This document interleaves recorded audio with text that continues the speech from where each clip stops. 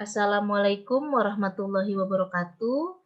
Kali ini kita masuk pertemuan 6 mata kuliah penelitian sistem informasi yang membahas tentang outline skripsi perancang sistem programan bisnis ya dengan menggunakan pemrograman desktop ataupun web programming. Apa yang dimaksud dengan outline skripsi perancangan sistem program bisnis? Adalah skripsi yang membahas tentang perancangan sistem perusahaan maupun instansi beserta dengan pembuatan program desktop atau web perusahaan. Nah, berikut adalah outline skripsi perancangan sistem program bisnis. Sama seperti skripsi-skripsi yang lain, ya, sebelum bab inti, bab 1, dibuatkanlah lembar judul skripsi, lembar persembahan, pernyataan keaslian skripsi, ya, dan seterusnya, ya, kata pengantar, abstraksi, daftar isi sampai dengan daftar lampiran. Ini seperti biasa dibuat sebelum bab 1. Untuk contohnya bisa dilihat di buku panduan skripsi. Bab 1 pendahuluan. Nah, di dalam outline skripsi perancangan sistem program bisnis, apa saja isi dari bab 1 pendahuluan? Yang pertama 1.1 yang membahas tentang latar belakang masalah.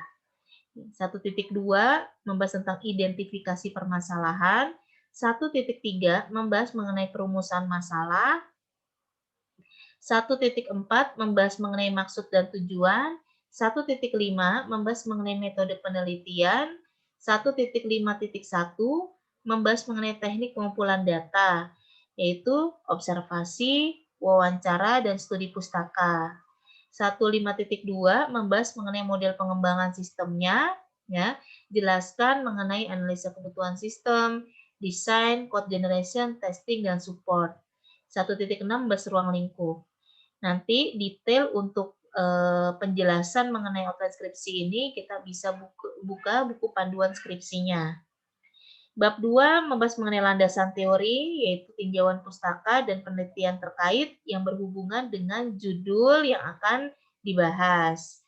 Bab 3 membahas mengenai analisa sistem berjalan, yaitu proses bisnis yang ada di dalam perusahaan saat ini yang sedang berjalan. Nah, isinya apa saja? Ada 3.1 tinjauan institusi atau perusahaan, jelaskan mengenai sejarahnya, struktur organisasi, dan fungsinya. Lalu 3.2 membahas mengenai proses bisnis sistemnya, ya. 3.3 membahas mengenai spesifikasi dokumen sistem berjalan, baik masukan maupun keluaran. Bab 4 membahas mengenai rancangan sistem dan program usulan, yang di dalamnya terdapat 4.1 analisa kebutuhan software, 4.2 desain, ya, ada database, software arsitektur, user interface. 4.3 code generation, 4.4 testing, 4.5 support. Ya, di situ ada publikasi web jika di hosting atau dipublikasikan secara dengan menggunakan internet, maka menggunakan publikasi web. Tapi kalau misalkan secara intranet tidak dipublikasikan, maka 45.1 tidak usah. 45.2 membahas mengenai spesifikasi hardware dan software. 4.6 membahas mengenai spesifikasi dokumen sistem usulan. Bab 5 membahas mengenai penutup, yaitu kesimpulan dan saran. Lalu ada lagi lampiran seperti daftar pustaka, daftar riwayat hidup, lembar konsultasi, surat keterangan riset, serta lampiran yaitu berupa dokumen sistem berjalan yang berada di lampiran A, lampiran B berisi mengenai dokumen sistem usulan, baik itu masukan maupun keluaran. Oke.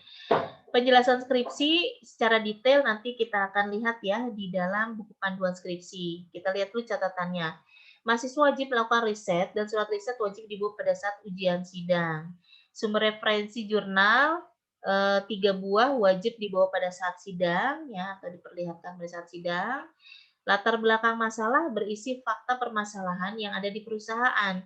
Diperkuat dengan minimal 1 kutipan jurnal penelitian terdahulu. Jurnal yang digunakan harus memiliki nama jurnal dan ISSN atau volume number. Jadi, untuk skripsi ini kan minimal jurnal yang harus diambil untuk referensinya adalah 10 jurnal.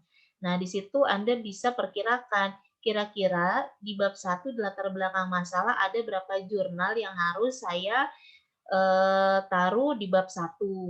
Nah, berarti sisanya bisa Anda taruh di bab 2 di penelitian terkait, ya. Nah, jangan lupa untuk penulisan jurnal menggunakan software Mendeley dengan format IEEE.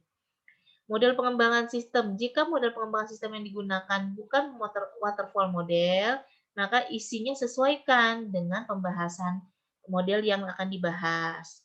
Tinjauan pustaka berisi tentang semua teori yang berhubungan dengan skripsi yang akan dibahas. Nah, teori ini diambil dari buku untuk tinjauan pustaka. Penelitian terkait berisi tentang penelitian yang terkait dengan permasalahan yang diangkat. Contoh cara penulisan bisa dilihat nanti di bab 2 di handout skripsi. Proses bisnis menceritakan kegiatan utama dari masalah yang diangkat dalam satu paragraf. Gunakan activity diagram untuk penggambarannya. 8. Analisa kebutuhan sistem yang ada di bab 4 menjelaskan tentang kebutuhan fungsional. Software dapat melakukan apa saja, akan diterapkan di mana dan interface-nya seperti apa. Disertai dengan penggambaran use case, activity diagram yang terkait dengan proses bisnis yang diceritakan di bab 4. Lalu ada lagi desain. Desain ini membahas mengenai database. Database digunakan untuk menggambarkan tabel-tabel yang ada di dalam program, beserta dengan relasi dan tipe datanya. Di dalam menggambarkan database, Anda boleh menggunakan data model atau bisa menggunakan IRD atau Entity Relationship Diagram. Jika menggunakan data model, maka harus menggunakan logical data model dan physical data model. Jika ingin menggunakan IRD, maka penggambarannya yaitu menggunakan LRS dan juga spesifikasi filenya. Software arsitektur. Jika program yang dibuat adalah pemrograman orientasi objek atau OP, maka pada tahapan ini penggambarannya yaitu kelas diagram, sequence, komponen, dan deployment. Tetapi jika pemrograman terstruktur yang digambarkan hanya deployment dan komponen diagram saja, ya ini harus diingat di dalam pembuatan skripsi. Jadi tidak semua diagram di dalam UML kita taruh di dalam skripsi. Patokannya di sini ya. User interface menampilkan desain antarmuka form-form yang akan dibuat. Code generation yaitu jika program yang dibuat adalah pemrograman berorientasi objek, pada tahapan ini menampilkan hasil listing program dari generate dan kelas-kelas yang dibuat. Tapi jika programnya terstruktur, maka hanya menampilkan listing program pada form yang terkait dengan proses bisnis utamanya. Testing, ya pengujiannya kita menggunakan black box testing, ya untuk menguji form-form yang sudah dibuat. Kesimpulan, dalam pembahasan kesimpulan menjawab permasalahan yang ada dan berisi tentang kelebihan dan kekurangan sistem yang dibuat. Saran-saran berisi tentang solusi tentang kelemahan sistem, ya yang dibahas yaitu melihat dari aspek manajerial, aspek sistem, serta aspek penelitian. Rancangan web tidak boleh menggunakan CMS atau blog, jadi harus menggunakan pemrograman ya murni programming dan ada database-nya. Publikasi web, ya perhatikan hal berikut. Jika pemrograman berbasis web programming, ya maka harus dipublikasikan secara online karena menggunakan internet. Jika pemrogramannya untuk di dalam perusahaan atau intranet, tidak usah dipublikasikan secara online, ya. Nah, jadi tergantung dari kasus yang akan dibahas. Oke, sekarang kita coba lihat contoh penulisan skripsi ya untuk perancangan sistem program bisnis. Handout-nya beserta buku pedomannya bisa Anda download di website ya nusamandiri.ac.id. Nah, kalau untuk contoh skripsinya bisa Anda lihat di repository.nusamandiri.ac.id. Oke, sekarang kita buka mengenai handout skripsinya. Ya, bisa dilihat di sini ya. Tadi sudah saya jelaskan mengenai outline-nya ya, bahwa perancangan sistem program bisnis terdiri dari 5 bab. Ya, itu yang harus dipahami. Dan setiap bab memiliki subbab yang memang benar-benar harus Anda isi atau harus Anda buat sesuai dengan yang ada di outline ini. Jadi jangan dilebihkan atau dikurangi. harus sama persis ya. Oke, kita lihat di sini mengenai penjelasan dari masing-masing bab. Bab 1 pendahuluan, di situ ada latar belakang masalah, yaitu berisi fakta permasalahan yang ada di perusahaan, diperkuat dengan kutipan jurnal penelitian. Nah, jika Anda membahas tentang contohnya apa kasus yang ada di dalam perusahaan tersebut, ya. Nah, itu Anda jabarkan permasalahannya. Permasalahan perusahaan tersebut harus juga diperkuat dengan kutipan jurnal yang telah Anda download atau Anda cari sesuai dengan permasalahan yang akan dibahas. Nah, jangan lupa di dalam membuat kutipan jurnal, gunakan software Mendeley dengan format IEEE yang hasilnya seperti ini. Ya, jadi dijelaskan latar belakang masalahnya atau fakta permasalahan yang ada di dalam perusahaan atau instansi tersebut. Setelah jelaskan latar belakang masalah, identifikasikan permasalahannya. Ya, identifikasi masalah berupa poin. Berdasarkan latar belakang masalah di atas, ya, maka ditemukan identifikasi permasalahan sebagai berikut. 1, apa? Sebutkan. 2, apa? 3, apa? Nah, lalu setelah identifikasi masalah, dibuatkanlah perumusan masalah. Nah, perumusan masalah ini hanya berbentuk paragraf. Nah, jelaskan. Berdasarkan identifikasi permasalahan di atas, maka dibuatkanlah suatu sistem informasi apa, berbasis apa, web misalkan, ya. Jadi, misalkan di sini membahas mengenai penjualan. Penjualannya selama ini dilaksanakan secara konvensional. Akibatnya di dalam proses penjualannya promosinya kurang atau banyak kekurangan customer dari segi penjualan dan lain sebagainya. Nah, itu kita bisa identifikasi masalah. Nah, berdasarkan permasalahan di atas, maka dibuatkanlah suatu sistem informasi penjualan ya berbasis web. Nah, itu diterangkan di dalam perumusan masalah. Jadi hanya berbentuk paragraf saja, tidak dipoinkan. Nah, maksud dan tujuan. Maksud dan tujuan ini baru Anda detailkan untuk maksudnya. Maksudnya untuk apa? Ke arah perusahaan. Nah, jika Anda ingin membuat skripsi ini, maksudnya apa? 1, ya. Nah, tadi kan membahas tentang sistem penjualan misalkan. Maksudnya itu apa? Agar perusahaan mudah di dalam pemasaran. Kedua, apa misalkan? Agar penjualannya berjalan efektif dan efisien serta membeli banyak customer yang membeli di perusahaan tersebut atau seperti apa? Jelaskan maksudnya untuk apa. Nah, tujuannya 1, apa? Untuk lulus skripsi ya, untuk lulus S1 program studi Sistem Informasi. Metode penelitian. Metode penelitian itu ada 1.5.1 teknik pengumpulan data. Ada observasi, wawancara, dan studi pustaka. Nah, ini pun dijelaskan observasinya seperti apa, wawancaranya seperti apa, dan studi pustakanya seperti apa dijelaskan. 1.5.2 membahas mengenai model pengembangan sistem. Di situ ada analisa kebutuhan software. Nah, kalau ini kan contohnya menggunakan model waterfall. Nah, jika tidak menggunakan model waterfall, ya disesuaikan ya. Nah, ini contohnya misalkan menggunakan model waterfall.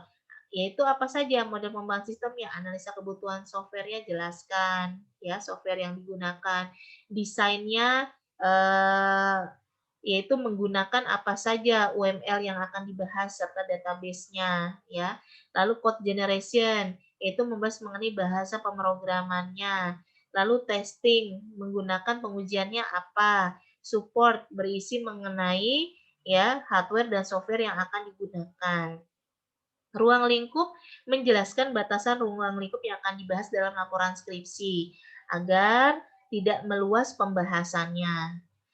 Nah, untuk bab 2, landasan teori. Nah, di dalam bab 2 ada 2.1 tinjauan pustaka dan 2.2 penelitian terkait.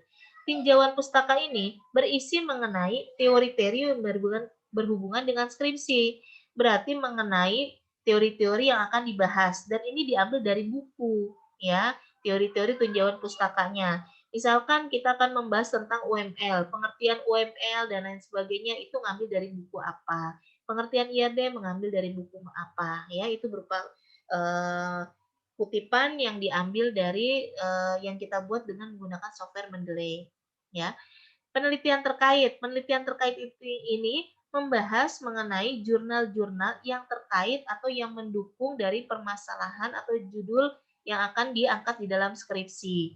Nah, itu Anda bisa cari jurnal-jurnal ya yang memiliki volume number dan lain sebagainya ya yang berhubungan dengan jurnal skripsi Anda. Nah, ini bisa Anda taruh di penelitian terkait ya. Kira-kira berapa yang dibutuhkan ya kalau memang totalnya 10 jurnal.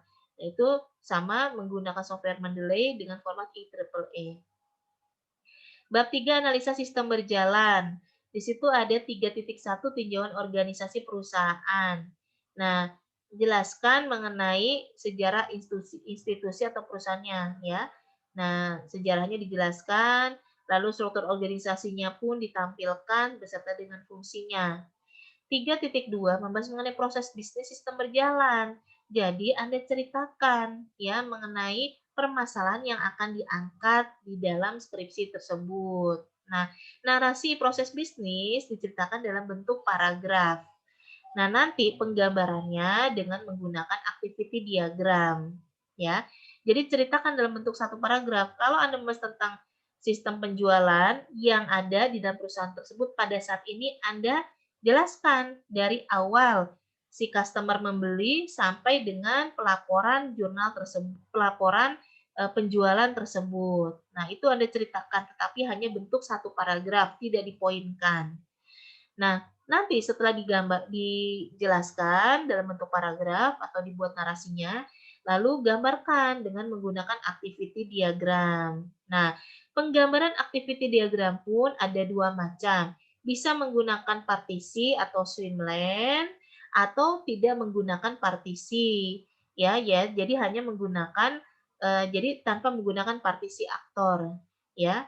Jadi penggambaran activity diagramnya dilihat dari salah satu aktor yang paling dominan terkait dengan proses bisnis utamanya. Nah, contohnya bisa dilihat di sini ya. Contohnya misalkan di sini. PT Sejahtera adalah perusahaan yang bergerak dalam bidang penjualan. Dalam kegiatan penjualannya, diawali ketika bagian layanan konsumen menerima pesanan barang. Kemudian, informasi pesanan tersebut akan diteruskan ke bagian pemenuhan. Bagian layanan konsumen juga akan mengirimkan invoice kepada bagian keuangan. Transaksi penjualan akan dianggap selesai jika bagian keuangan telah menerima pembayaran dan barang telah dikirim. Ini adalah proses bisnisnya yang dibuat dalam satu paragraf. Setelah kita jelaskan narasinya, kita detailkan, baru kita gambarkan. Yang pertama penggambarannya dengan menggunakan swimlane. Kita lihat di sini swimlane-nya. Ada bagian keuangan, layanan konsumen, dan pemenuhan. Persis seperti yang diceritakan di proses bisnis, ya. Ya, di situ ada bagian pemenuhan, di situ juga ada bagian keuangan, ya, di situ ada juga bagian layanan konsumen. Nah, ini sesuai dengan yang ada di sini. Nah, lalu kita gambarkan seperti biasa penggambaran activity sesuai dengan cerita diawali dengan initial state, diakhiri dengan final state. Nah, penggambaran activity diagram ini pun harus sesuai dengan teknik penggambarannya, jangan asal menggambarkan. Dan Anda pun harus menghafal mengenai simbol-simbol activity diagram. Ya, tadi pertama kali layanan konsumen menerima pesanan. Nah, ini gambar activity diagram. Lalu ada fork atau percabangan di sini, ya, mengirim invoice ke bagian keuangan. Lalu di sini menerima pesanan ya, yaitu bagian pemenuhan. Nah, bagian pemenuhan ini pun menggunakan decision, yaitu apa? Pengiriman semalam atau pengiriman biasa ya. Nah, pilihannya seperti apa? Nah, lalu dengan setelah itu digabungkan dengan match ya. Nah, lalu tadi di atas ada fork itu pun harus diakhiri dengan di sini join ya, dengan menggunakan join ya. Lalu menerima pembayaran join, lalu menutup pesanan end atau final state di sini. Nah, ini penggambarannya pun harus sesuai dengan cerita. Nah, ini proses penggambaran dengan menggunakan Swimland. Ada lagi proses penggambaran dengan partisi berdasarkan aktor. Aktornya di sini siapa? Jadi langsung saja tanpa menggunakan Swimland. Menerima pesanan sama saja penggambarannya seperti ini. Oke. Lalu ada lagi spesifikasi dokumen sistem berjalan. Spesifikasi dokumen sistem berjalan ini didapat dari mana? Dari perusahaan tempat Anda riset gitu ya. Nah, minta dokumen-dokumen yang berhubungan dengan skripsi Anda. Kalau tadi contohnya misalkan tentang penjualan, kira-kira penjualan itu berhubungan dengan apa saja dokumen input atau dokumen masukan serta dokumen output atau keluarannya. Nah, di situ Anda bisa tanyakan ya pada saat wawancara dan lihat atau observasi. Contohnya misalkan dokumen masukannya. Saya membutuhkan Bu dokumen masukan ada data barang, ada surat pesanan kan tadi ya berdasarkan cerita tadi. Nah, di sini. Nah, mengisi pesanan ini adalah dokumen masukannya. Data barang itu dokumen masukan juga. Keluarannya berupa apa? Ada invoice, ya, ada surat jalan, misalkan ada laporan penjualan. Nah, itu semua disesuaikan nama-nama dokumennya berdasarkan dari perusahaan tempat Anda riset. Nah, jelaskan spesifikasi dokumennya. Nah, untuk pembuatan spesifikasi dokumen pun jangan asal-asalan. Lihat seperti yang ada contoh di dalam handout. Contoh di sini misalkan dokumennya A, nama dokumen, struk penjualan. Fungsinya sebagai bukti transaksi penjualan. Ya, sumbernya dari mana? Kasir. Tujuannya pembeli. Medianya berupa apa? Kertas. Frekuensinya seperti apa struk penjualan? Yaitu setiap terjadi transaksi penjualan. Format lampiran A1. Nah, nanti di dalam lampiran ya di akhir skripsi harus ada lampiran A1 yang berisi mengenai struk penjualan. Nah, ini harus Anda minta ya aslinya di perusahaan tersebut seperti apa. Nah, nanti Anda tempel atau Anda taruh di dalam lampiran A1 dan seterusnya ya secara terurut.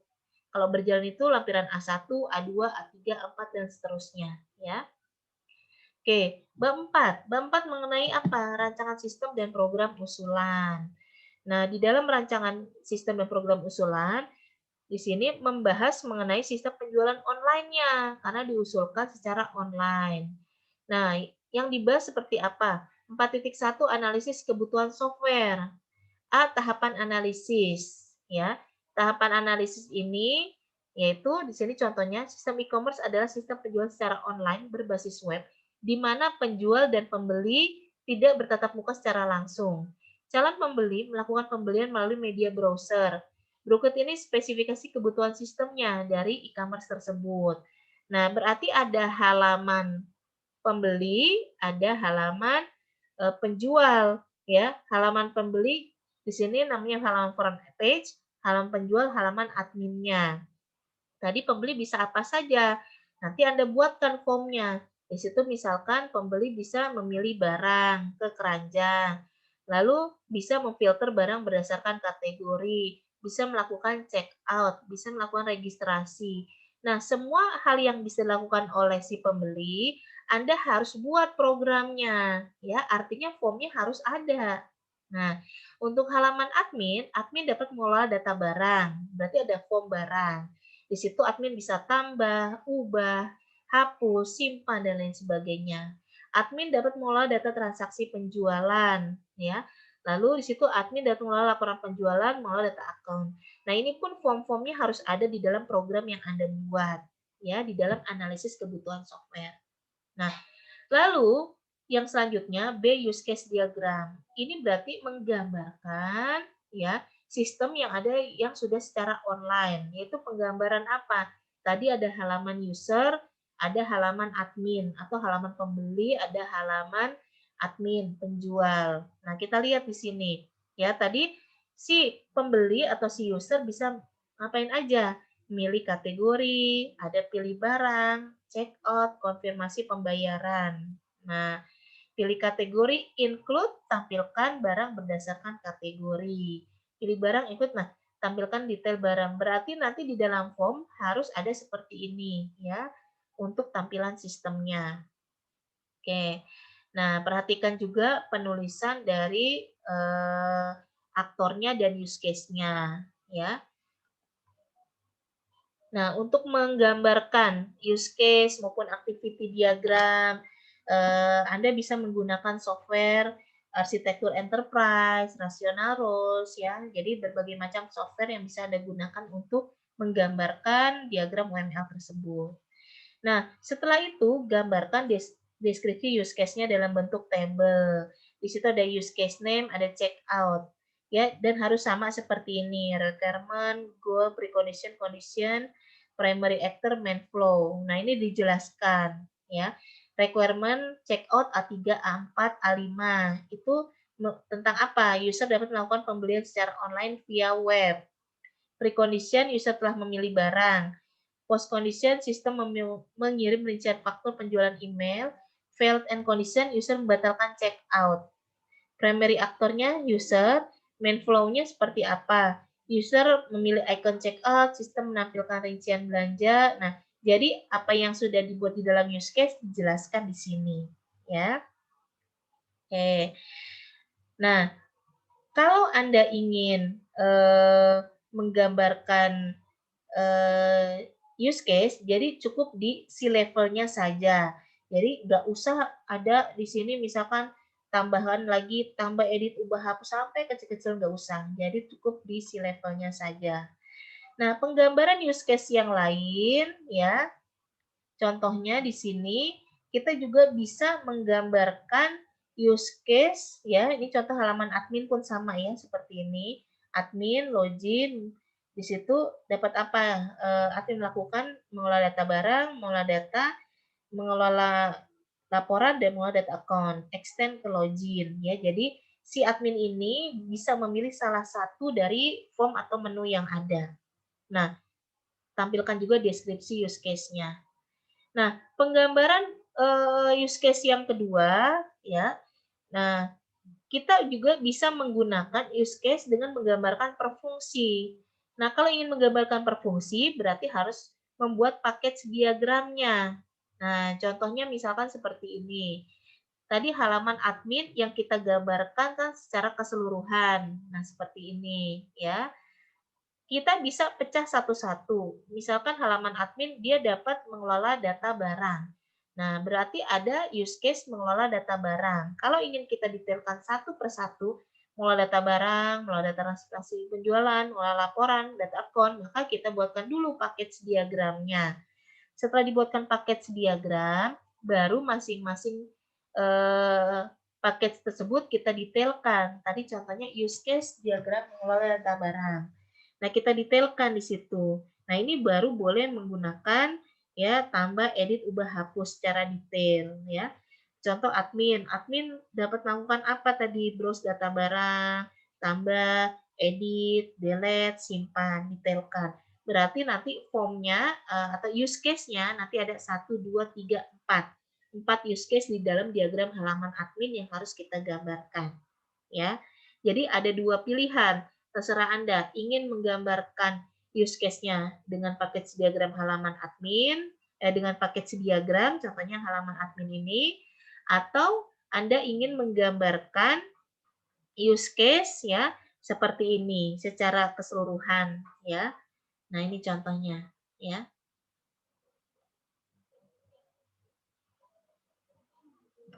Nah, jadi penggambarannya seperti ini ya.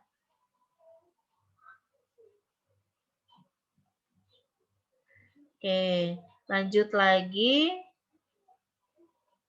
Setelah gambarkan use case, lalu kita gambarkan activity diagramnya. Nah, penggambaran activity diagram pun ada dua macam. Bisa menggunakan partisi berdasarkan aktor, ya, atau tanpa aktor, ya, atau menggunakan partisi aktor untuk penggambaran diagramnya. Nah, bisa dilihat di sini ya dengan menggunakan swimlane atau tidak penggambaran dari activity diagram. Nah, kalau ini contoh activity diagram tanpa partisi aktor, tanpa swimlane. Kita bisa gambarkan berdasarkan cerita dari web yang Anda buat. Contohnya ini adalah belanja online halaman front page. Nah, gambarkan. Nah, ini contoh juga ya, activity diagram mengelola data barang. Nah, ini digambarkan ya. Jadi setiap eh, halaman program yang kita buat ya, itu kita gambarkan di dalam activity diagram. Oke, nah kalau ini dengan partisi aktor, dengan menggunakan swimlane, ini pun bisa kita buat. Jadi pilihannya ada dua macam ya, terserah Anda bisa melakukan atau menggambarkan yang seperti apa. Nah, 4.2 desain. Desain, penetapan ini akan menjelaskan tentang desain database, desain software arsitektur, dan desain interface. Nah, desain database itu ya, kalau ada dua macam, bisa menggunakan data model atau IRD. Ini contoh menggunakan data model. Nah, kalau menggunakan data model, harus menggambarkan logical data model dan physical data modelnya. Nah, ini contoh menggunakan logical data model ya. Oke, lalu setelah logical data model, kita gambarkan physical data modelnya berdasarkan tabel-tabel yang telah dibuat tadi. Nah, atau menggambarkan menggunakan IRD atau Entity Relationship Diagram. Nah, gambarkan database-nya ya berdasarkan program yang akan dibuat nanti ya. Anda gambarkan database-nya. Contohnya misalkan penjualan. Penjualan itu yang dibutuhkan apa? Berdasarkan dokumen input dan output. Misalkan yang dibutuhkan ada data barang, data transaksi pesanan. Nah, itu nanti dibuatkan tabelnya. Dibuatkan tabelnya, gambarkan atributnya, gambarkan relationship-nya. Jangan lupa cardinality-nya one to many, atau many to many. Nah, ini gambarkan IRD-nya. Ya. IRD ini nanti akan menghasilkan suatu database. Database yaitu table-table ini ya, database yang berisi table-table ini Anda harus buat di dalam database program yang akan Anda buat nanti ya. Jadi harus sama. Nah, ada IRD pasti ada LRS atau logical record structure, samakan.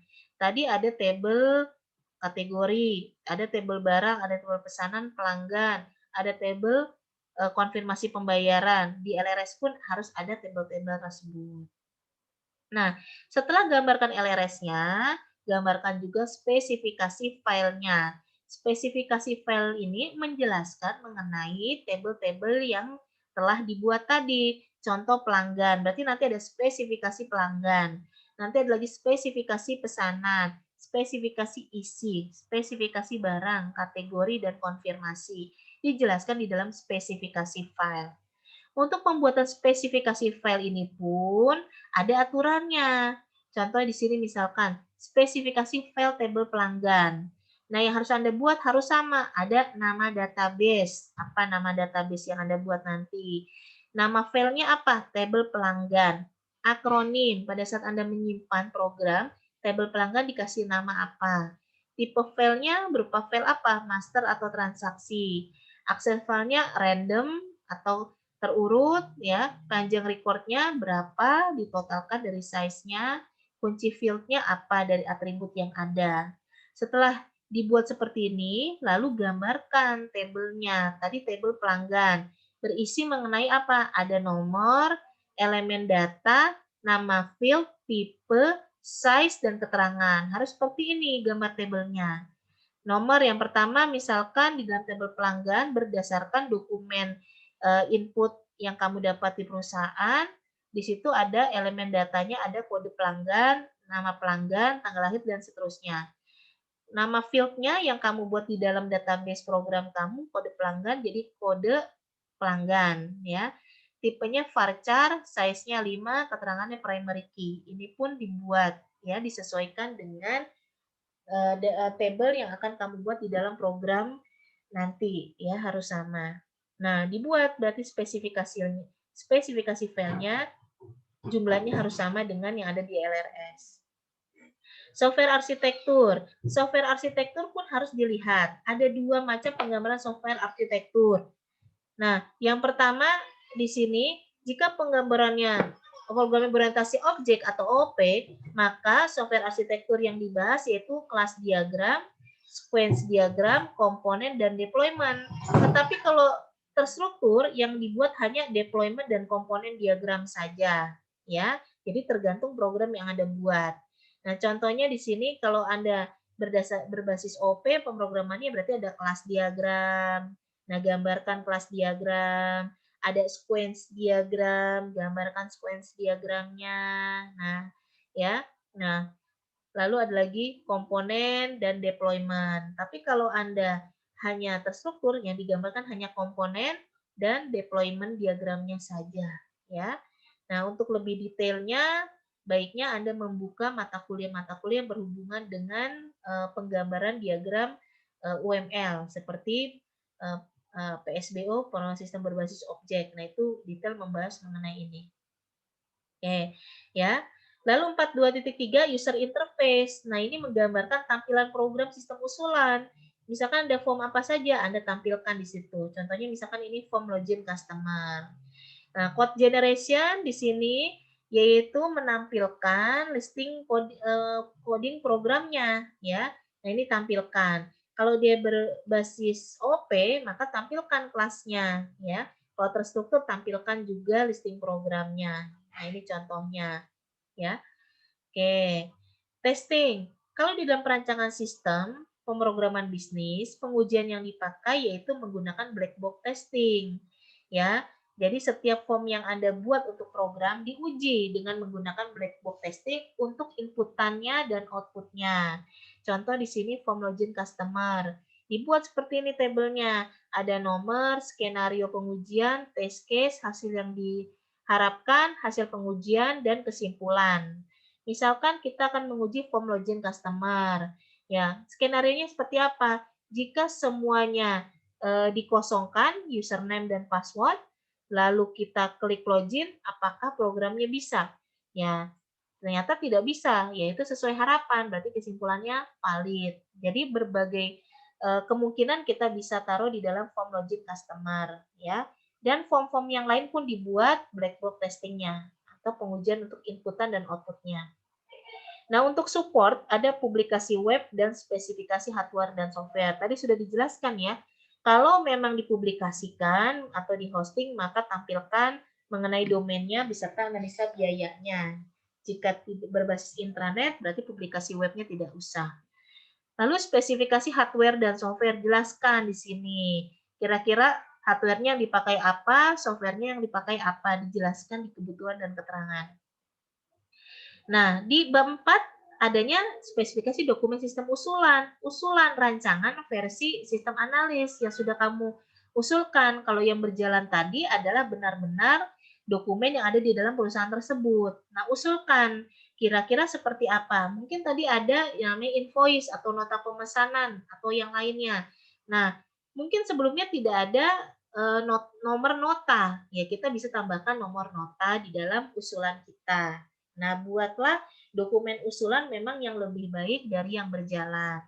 Nah, penulisan dokumen sistem usulan pun harus sesuai. Ada nama dokumen, fungsi, sumber, tujuan, media, frekuensi, format. Ini pun sama urutannya. Nah, kalau usulan itu berada di lampiran B, ya, B1, B2, B3, dan seterusnya. Tergantung berapa banyak lampiran usulan yang Anda buat. Nah, terakhir, bab 5 penutup, yaitu berisi mengenai kesimpulan dan saran, yang membahas tentang menjawab mengenai permasalahan yang ada, berisi tentang kelebihan dan kekurangan dari sistem yang dibuat. Sarannya yaitu melihat dari berbagai aspek manajerial, aspek sistem, dan aspek penelitian. Nah, terakhir daftar pustaka, riwayat hidup, lembar bimbingan skripsi atau lembar konsultasi, surat keterangan riset, lampiran-lampiran, yaitu berupa dokumen sistem berjalan, sistem usulan, dan terakhir bukti hasil pengecekan plagiarisme, ya. Jadi sekarang ini setiap bab yang Anda buat harus dicek dengan menggunakan software plagiarisme, ya. Nah, itu saja pembahasan mengenai outline skripsi, perancangan sistem program bisnis yang bisa Anda pilih ya untuk nanti